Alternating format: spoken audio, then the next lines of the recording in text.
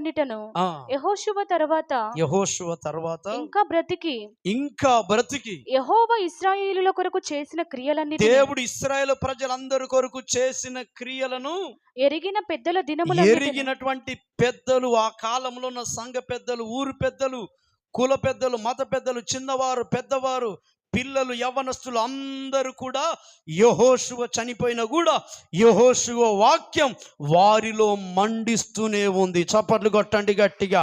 వారిలో మంట పుట్టిస్తూనే ఉంది దేవుని వాక్యం. ఎందుకంటే యెహోషువ ఎప్పటికప్పుడు నిద్ర మత్తుల నుండి బయటికి మేలుకున్నవాడు. పాపపు ప్రపంచంలో ఎంతమంది ఇశ్రాయేలు ప్రజలు పడిపోయినా వారి ప్రవర్తన ఏది అంటకుండా జాగ్రత్త పడినవాడు యెహోషువ. అందుకంటే గొప్ప వ్యక్తిగా మారి దేవుడు తన కాలంలో మంచి మరణాన్ని పొందుకున్నాడు. ఈ రోజున దేవుని బిడ్డలారా, సమయం నిన్ను దాటిపోతుంది. దినములు నీ ఎదుట చెడ్డవిగా ఉన్నాయి కనుక సమయం పోకముందే సద్వినియోగం చేసుకో.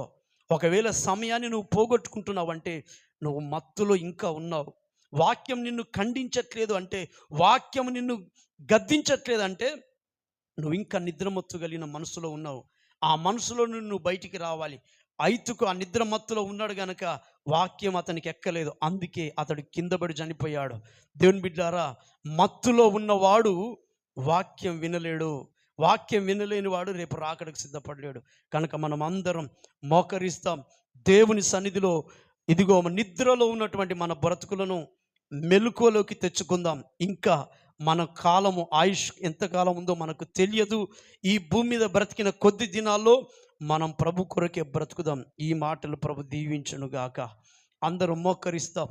ఒకే ఒక తీర్మానం, ప్రభువా నేను నిద్రమత్తుగా ఉండకూడదు, నాలో ఉన్న మత్తును తొలగించు. యాకోబు నిద్ర మత్తులో నుంచి బయటకు వచ్చాడు. ఏలియా నిద్రమత్తు కలిగి మరణాన్ని కోరుకున్నాడు. మత్తులో ఉన్నవాడు మరణం దగ్గరికి వెళ్ళిపోతాడు, మరణాన్ని కోరుకుంటాడు. యోనా కూడా మత్తులో ఉండి మరణాన్ని కోరుకున్నాడు. ఒక తీర్మానం చేసుకుందాం. నిన్ను మత్తులో నుండి బయటికి రావాలి. వాక్యం విననివ్వకుండా చేసే నిద్ర మత్తు కలిగిన మనసులానోలను దూరము చేయండి అయ్యా. అలనాడు పేతురు మాట్లాడినప్పుడు వారి గుండెలు కోయబడ్డాయి, పొడవబడ్డారు. స్టెఫెను మాట్లాడినప్పుడు వారి హృదయం కఠినమైంది. ఎందుకు కఠినమైందయ్యా? వాళ్ళ హృదయం మత్తు కలిగిన హృదయంతో ఉన్నారు, అందుకే వాళ్ళ హృదయం కఠినమైపోయింది. ఈరోజు ఎంత ఉపదేశం విన్నా, ఎంత సత్యవాక్యం విన్నా నీ హృదయం ఇంకా కఠినమైపోతుంది అంటే ఇంకా నువ్వు మత్తులోనే